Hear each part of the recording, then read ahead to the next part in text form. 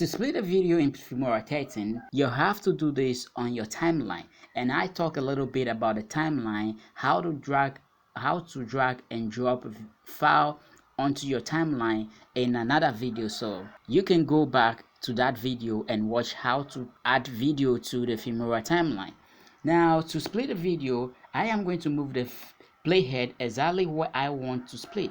It's on my 30-second, and I am going to select my video, and if you notice it's selected, then I'm going to click on what?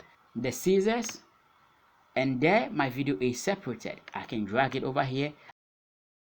I can delete it as well by pressing delete on my keyboard. Another way to go about it is moving the playhead exactly where you want to split and click on the split button on the timeline menu, and there our video is splitted.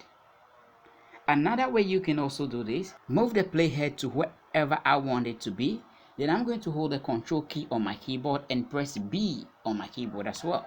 Just splitted my video. And then the final way to do this is that I'm going to move my mouse pointer to the edge of my video, and I'm going to drag it to the left, and there you see I am just cutting my video. That is how you split video or media in Filmora 13.